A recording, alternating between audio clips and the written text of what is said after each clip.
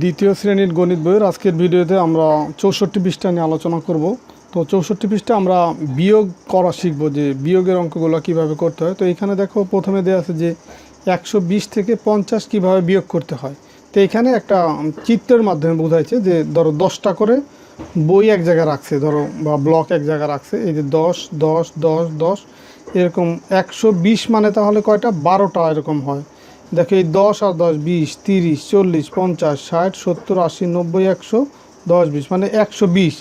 এই 120টা ব্লক বলো বা বই একসাথে রাখছে। ধরো এখানে 10টা বই আছে, এখানে 10টা, এখানে 10টা, প্রত্যেকটা জায়গায় 10টা করে বই আছে। তাহলে টোটাল এরকম এই জায়গা হচ্ছে মোট 120টা বই আছে। 120 থেকে 50 কীভাবে বিয়োগ করতে হবে। তো 50 বিয়োগ মানে হচ্ছে ধরো এই যে 10 10 20 আর 10 30 আর 10 40 আর এই যে 10 50। তো এখান থেকে 50 বিয়োগ করে দিবি।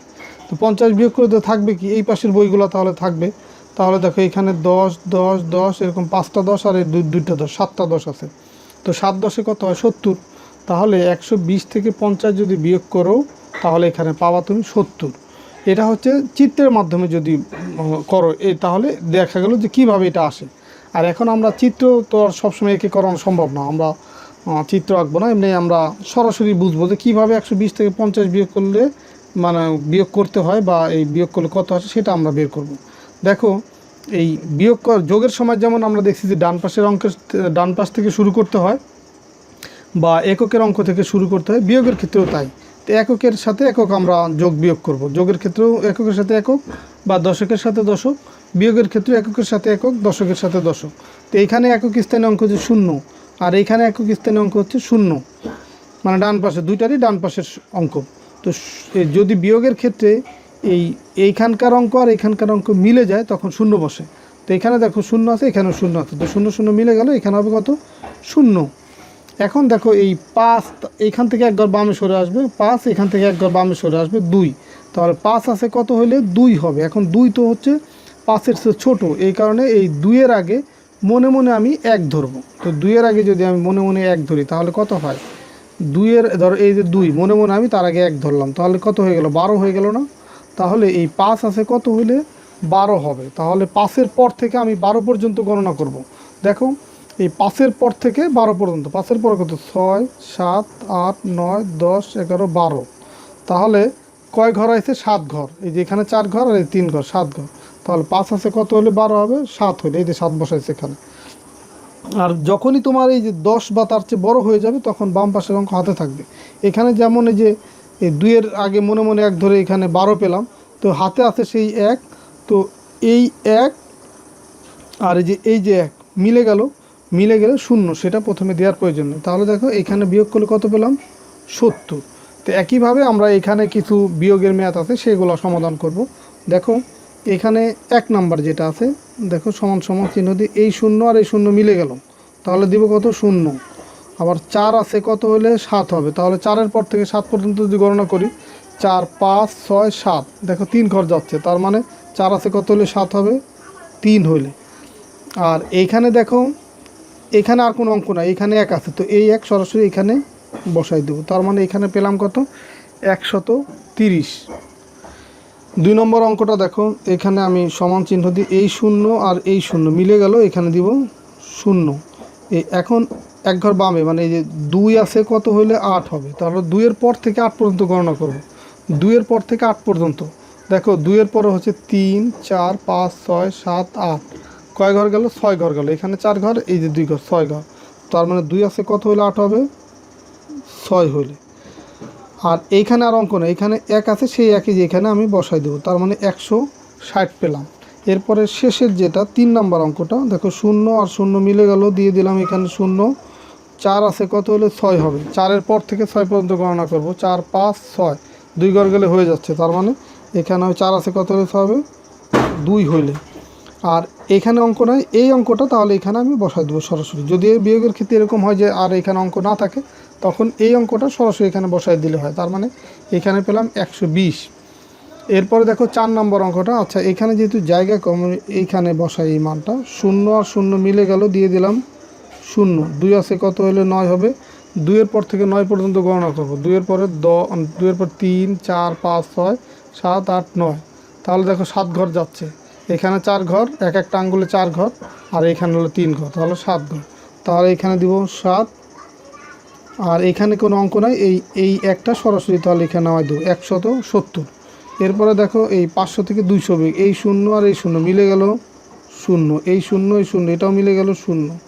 এরপরে দেখো 2 আছে, কত হলে 5 হবে, তাহলে 2-এর পর থেকে 5 পর্যন্ত যদি গণনা করি, 2 3 4 5, 3 ঘর গেলেই 5 হয়ে যাচ্ছে, তার মানে এইখানে হবে 3। তার মানে 500 থেকে 200 বিয়োগ করলে পাবো কত, 300। 6 নম্বরটা দেখো, এইখানে 0 আর এইখানে 0 মিলে গেল, দিয়ে দিলাম 0, এখানকার 0 এখানকার 0 মিলে গেল, দিয়ে দিলাম 0। এখানে আছে 5, এখানে 7, তো 5 আছে কত হলে 7 হবে, তো 5-এর পরে 7 পর্যন্ত যাবো, 5 6 7, 2 ঘর গেলে হয়ে যাচ্ছে, তার মানে এখানে 2। তাহলে 700 থেকে 200, 500 যদি বিয়োগ করি আমরা পাবো কত, 200। এরপরে 7 নম্বর দেখো, এখানকার 0 এখানকার 0 মিলে গেল, তাহলে কত দিব, 0 দেব। এই 0 0 মিলে গেল 0। এই 2 আছে কত হলে, এখানে যেহেতু দেখো 2-এর থেকে 0 কিন্তু ছোট, এখানে 2 এখানে 0, তো 2-এর থেকে 0 ছোট, আর যখনই তোমার এই বাম পাশের এই মানটা ছোট হবে বা এই অঙ্কটা ছোট হবে, তার আগে মনে মনে 1 দিতে হবে। তো এই 2 আছে কত হলে, যেহেতু 0, তো 0-এর আগে মনে মনে 1 2 হয়ে যায় কত, 10। 2 আছে কত হলে 10 হবে, 2-এর পর থেকে 10 পর্যন্ত গণনা করব। 2-এর পরে 3 4 5 6 7 8 9 10, দেখো 8 ঘর গেলে 10 হচ্ছে, তো এখানে দিব হচ্ছে সেই 8। আর যেহেতু 10, এই 2 আছে কত হলে 10 হবে, যেহেতু 10 সংখ্যা হয়ে গেছে, মানে 10 বা তার চেয়ে বড় হলে বাম পাশের অঙ্কটা হাতে থাকবে, মানে 2টা অঙ্ক হলে বাম পাশের অঙ্কটা হাতে থাকবে। 10 হচ্ছে 2 অঙ্ক, 1 আর 0, তো এখন এইখানে হাতে আছে 1, সেই 1 যোগ হবে এই পাশের সংখ্যার সাথে, এই পাশে আছে কত 2, তো 2 আর হাতের 1 কত হয় 3, 3 আছে কত হলে 9 হবে, 3-এর পর থেকে 9 পর্যন্ত গণনা করবো, 3 4 5 6 7 8 9, তাহলে কয় ঘর গেল, 6 ঘর, তো 3 আছে কত হলে 9 হবে, 6 হলে, এটাই হচ্ছে উত্তর। 8 নম্বরটা দেখো, এই 0 আর এই 0 মিলে গেল, দিয়ে দিলাম 0। এই 3 আছে কত হলে 8 হবে, 3-এর পর থেকে 8 পর্যন্ত গণনা করব, 3-এর পর 4 5 6 7 8, 5 ঘর যাচ্ছে, তার মানে 3 আছে কত হলে 5 হবে, 3 আছে কত হলে 8 হবে, 5 হলে। হাতে কিছু নাই, এখন এইখানে আর অঙ্ক নাই, তো সরাসরি তাহলে এই 3 এইখানে নামাই দেবো, 350, এটাই হচ্ছে উত্তর।